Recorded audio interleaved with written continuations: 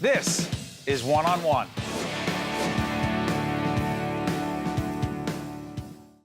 Brought to you by Delta Dental of New Jersey. Welcome to One on One. I'm Steve Adubato. It is our honor to have back once again Barry Ostrowsky, who's President and CEO, RWJBarnabas Health. Good to see you, Barry. Thank you. Pleasure to be here, Steve. While we are both big Yankee fans, as is our president, Neil Shapiro, we'll put that off for a separate sports segment. I love it. Can't wait. But not everyone's doing as well as the Yankees as we're taping right now. That's true. Let me try this one. At RWJBarnabas Health, one of the things that we've talked about offline as well, because in fact I have done executive leadership coaching and run some seminars within the system, and I know that this concept of social impact is important. What is the Social Impact Initiative, and where is it focused?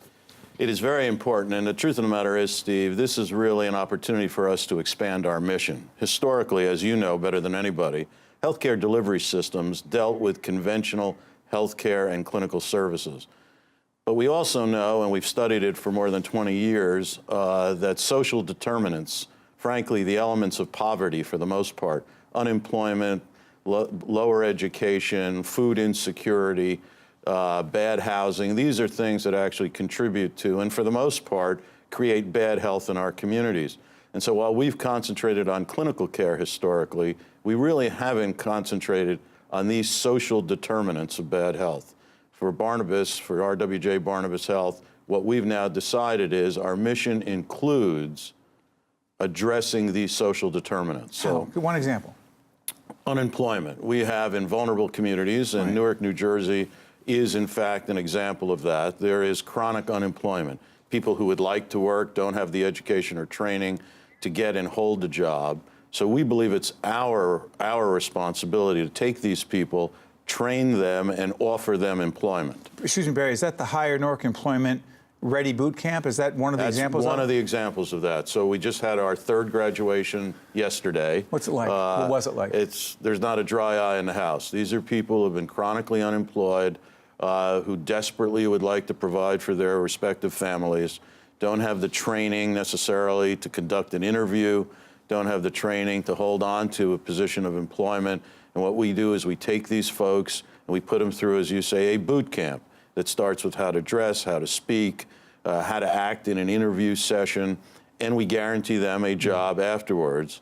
And now in the previous two graduating classes, we have a 99% retention rate in terms of their jobs, and we've actually had 3 promotions. People who had entry-level positions who've now been promoted. Now, we're not doing it alone. We are the primary sponsor, who is an enlightened leader of that city, and he has encouraged us to do this. But other major corporate sponsors, PSE&G and others in Newark, are guaranteeing employment slots for the graduates of this boot camp. So you get into the boot camp, you absolutely know you're going to have a position. But Barry, what strikes me, and we've talked about, again, talked about this offline as well, in seminars and community gatherings.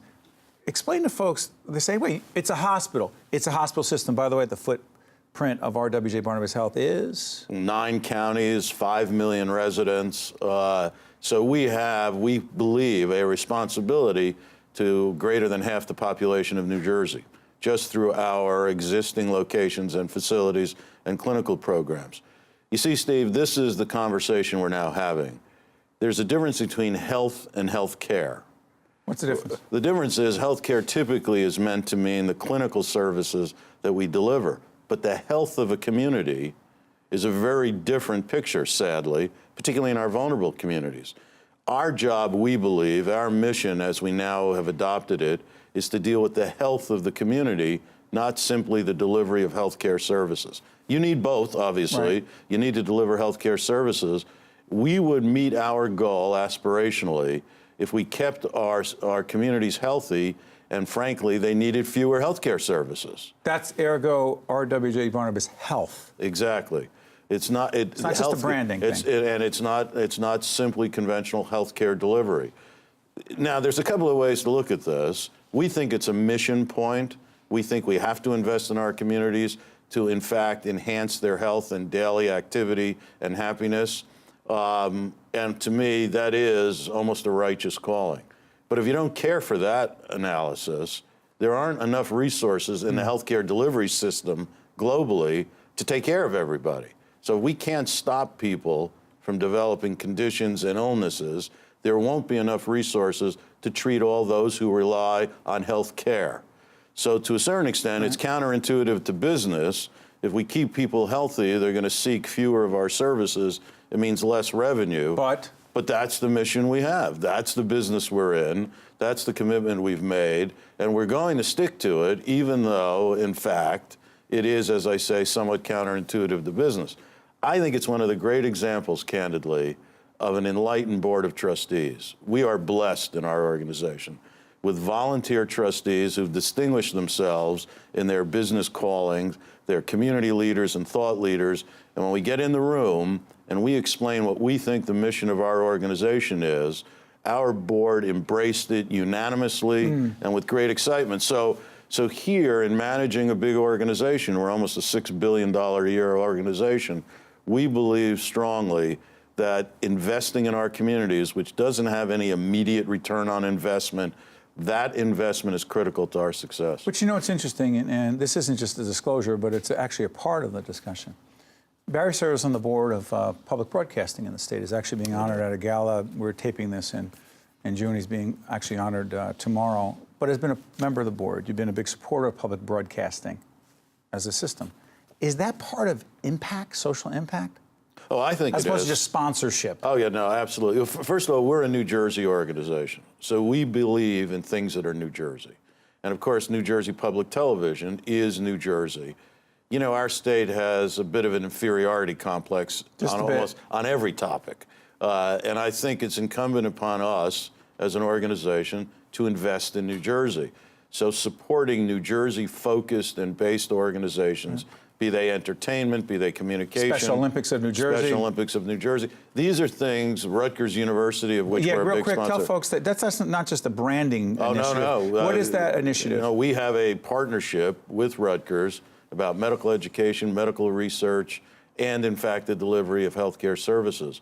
We are effectively and virtually partners in helping New Jersey enhance its level of medical research, enhance academics, and at the same time make available top-line clinical services throughout the state. Last question.